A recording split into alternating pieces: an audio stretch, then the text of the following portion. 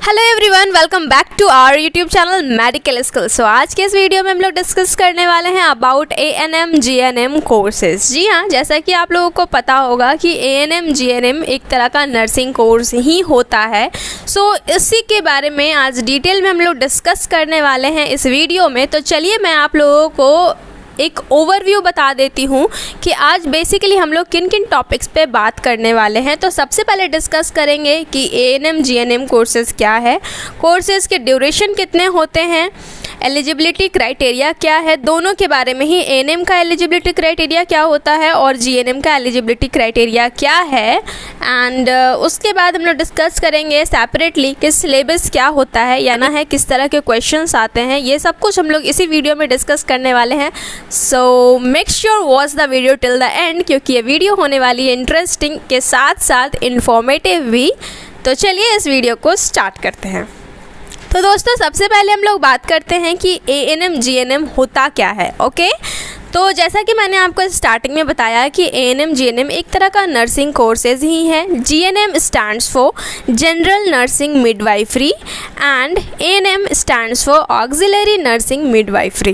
Okay, admission लेने के लिए अगर आप झारखंड से बिलोंग करते हो तो झारखंड में झारखंड कंबाइंड के द्वारा एग्ज़ाम कंडक्ट कराया जाता है नर्सिंग ANM GNM प्रवेश प्रतियोगिता परीक्षा, जिसके लिए आपको फॉर्म फिलअप करना होता है, उसी के लिए एग्ज़ाम की प्रिपरेशन करना होता है और एग्ज़ाम आपको देना होता है। अगर आप अच्छे मार्क्स को ऑब्टेन करते हो तो आपको गवर्नमेंट कॉलेज दिया जाता है जहां पे आप अपने ANM GNM कोर्सेज़ को कंप्लीट कर सकते हो।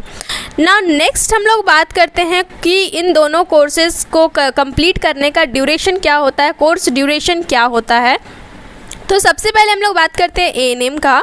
तो ANM का जो कोर्स है वो 2 ईयर्स का है, 2 साल में आपका ये कोर्स कंप्लीट हो जाएगा। और सेकंड अगर GNM की बात करें तो 3 ईयर 6 मंथ कोर्स ड्यूरेशन होती है।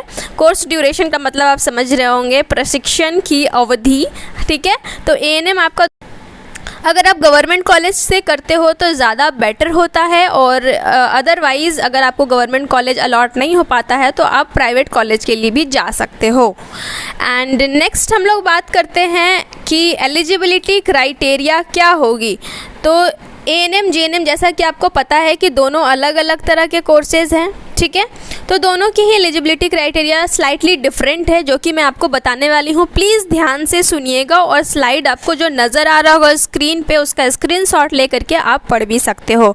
तो सबसे पहले एज की बात किया जाए तो एज लिमिट इसमें मिनिमम 17 ईयर्स रखा गया है और मैक्सिमम 35 ईयर्स रखा गया है। ठीक है, मैं ANM के बारे में बता रही हूँ अभी। एलिजिबिलिटी क्राइटेरिया ऑफ ANM में मिनिमम 17 और मैक्सिमम 35 एज होना चाहिए। अगर एजुकेशन क्वालिफिकेशन की बात की जाए तो 10+2 in arts, mathematics, physics, chemistry, biotech, economics, political science, history, geography, business studies, accountancy, home science, sociology, psychology, philosophy and English core, English elective और साइंस और science, health care science, vocational stream only passing out from recognised board. इसका मतलब ये हुआ कि ANM में अगर आपको एडमिशन लेना है तो ज़रूरी नहीं है कि 10+2 का आप साइंस से किए हो, PCB से किए हो तभी आप इस एग्ज़ाम को दे सकते हो। अगर आप अदर स्ट्रीम के हो स्टिल आप इस एग्जामिनेशन के लिए एलिजिबल हो जाते हो। नेक्स्ट इसमें है student shall be medically fit, and next है स्टूडेंट क्वालिफाइड इन 10+2 आर्ट्स और science examination conducted by national institute of open school. Now coming to the next point, अब हम लोग बात करते हैं एलिजिबिलिटी क्राइटेरिया ऑफ GNM यानी कि जनरल नर्सिंग मिडवाइफरी। तो सबसे पहले बात करते हैं इसके एज लिमिट्स के बारे में। तो मिनिमम 17 होना चाहिए और मैक्सिमम 35 ईयर्स होना चाहिए। और एक चीज़ यहाँ पे मेंशन किया हुआ है कि there is no age bar for ANM LHB। Okay, next है मिनिमम एजुकेशन। तो इसके लिए 10+2 क्लास पास्ड होना चाहिए, साइंस से, PCB एंड इंग्लिश होना चाहिए साथ में, और आपका 40% एटलीस्ट आपके मार्क्स होने चाहिए उसमें। 10+2 में मेक श्योर कि 40% मार्क्स आप ऑब्टेन किए हो, तभी आप GNM एग्ज़ाम के लिए एलिजिबल होते हो। नेक्स्ट पॉइंट है 10+2 in arts, mathematics, biotech, economics, political science, history, geography, business studies, accountancy, home science, sociology, psychology and philosophy, and English core, English elective और साइंस और health care science vocational stream only passing out from recognised board under CBSE board, ICSE board, AISSCE board, HSCE board और other equivalent board with 40% marks. ठीक है। And next है 10+2 vocational A&M under CBSE board और other equivalent board from the school and recognised by Indian nursing council with 40% marks. Next है registered as A&M with state nursing registration council. वैसे students जो A&M कर चुके हैं और उसके बाद GNM करना चाहते हैं वो भी GNM के लिए एलिजिबल हो जाएंगे। अगर आप एग्ज़ाम दे करके GNM में एडमिशन लेना चाहते हो तो डेफिनेटली आप यहाँ पे भी इसके भी एग्ज़ाम देने के लिए एलिजिबल हो और एग्ज़ाम दे सकते हो और कॉलेज भी आपको मिल जाएगा।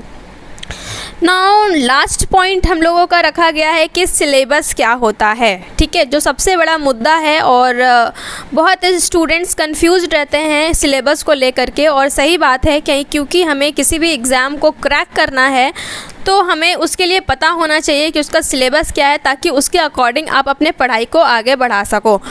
तो फ्रेंड्स देखिए, A&M और GNM दोनों के लिए ही सिलेबस जो होता है उसमें आपको फिज़िक्स, केमिस्ट्री, बायो, मैथ्स और इंग्लिश, ठीक है, फिज़िक्स, केमिस्ट्री, बायो, मैथ्स और इंग्लिश, इन्हीं सब्जेक्ट से क्वेश्चंस पूछे जाएंगे।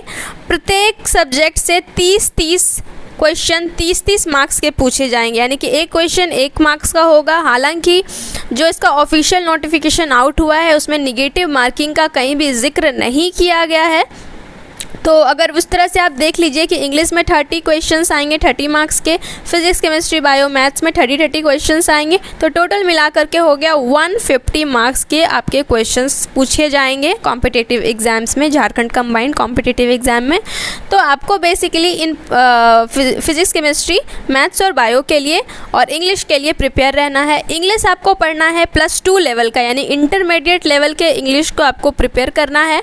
और फिजिक्स, केमिस्ट्री और बायो एंड मैथ्स आपको +2 लेवल का नहीं पढ़ना है। जो आप 10 में पढ़े हो 10th तक, उन्हीं से क्वेश्चंस पूछे जाएंगे। बेसिकली अगर आपको अच्छे से प्रिपरेशन करना है इसके लिए, तो जो 9th और 10th का CBSE का बुक होता है, NCERT की जो बुक होती है 10th और 9th की, उससे आपको अच्छे से प्रिपेयर कर लेना है। अच्छे से आपको फिजिक्स का पोर्शन देख लेना है, केमिस्ट्री, बायो एंड मैथ्स भी 9-10 से ही पूछा जाएगा, इतना ज़्यादा टफ नहीं होता है।